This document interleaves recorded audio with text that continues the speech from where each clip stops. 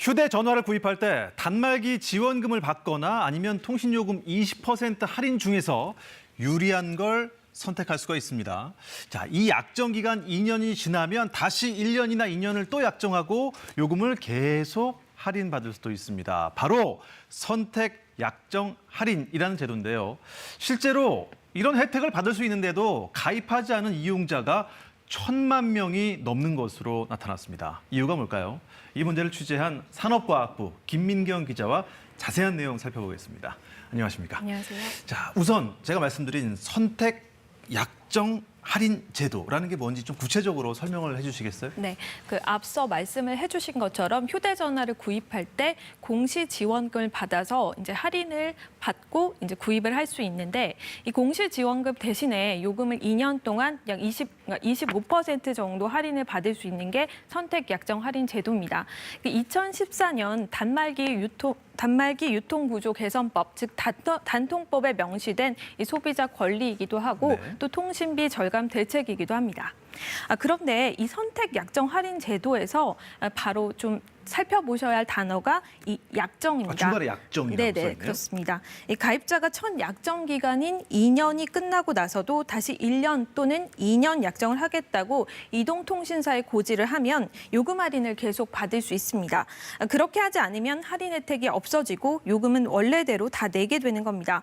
물론 말 그대로 약정이기 때문에 적용 기간 도중 계약이 해지되면 위약금을 낼 수 있습니다. 문제는 선택 약정 할인을 혜택을 받을 수 있는 대상인데도 가입하지 않은 이용자가 지난해 12월 기준 약 1,200만 명에 이른다는 점입니다. 1,200만 명이 가입을 하지 않았다. 이것은 글쎄요. 이유가 뭘까요? 전혀 몰라서 그런 건지 아니면 홍보가 부족해서 그랬던 건가요? 네, 현재 이 선택 약정 할인 가입자는 보시면 2,700만 명 정도인데요. 이 미가입자가 약 1,200만 명 정도니까 선택 약정 할인 대상자의 한 3분의 1 정도 수준입니다.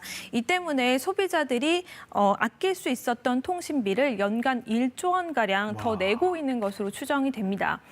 그런데 혜택을 받지 못한 가입자들의 사정을 들어보면 네. 대부분 재약정을 해야 하는지 몰랐다라는 경우가 많았습니다. 화면에 보시는 것처럼 보통 약정 기간 만료 전후에 통신사가 재가입 고지 문자를 고객에게 보내는데요. 맞아요. 저도 받았어요. 네, 그런데 이거를 무심코 지나치거나 문자 알림을 광고 혹은 스팸 메시지로 인식을 하기도 했습니다. 특히 본인이 가입 대상자인지 모르는 경우도 상당수인 것으로 파악됐습니다. 과학기술정보통신부 관계자의 이야기를 한번 들어보시죠. 자급폰, 중고폰 이용자나 기존 약정이 만료된 가입자도 이용이 가능하다거나 2년 이외에 1년 약정 할인도 선택할 수 있다는 부분을 잘 모르시는 분들이 많아서 그렇다면 소비자가 조금 더 알기 쉽도록 내가 이런 혜택을 받을 수 있는데도 몰랐구나. 이거를 이 통사나 정부에서 좀 적극적으로 알릴 필요가 있지 않을까요? 네, 그렇습니다. 지난해 사실 KBS가 이 문제를 지적을 한번 했었고요. 그때 정부와 이통사들이 홍보 대책 강화하겠다라는 대책을 마련하겠다라는 얘기를 했었습니다.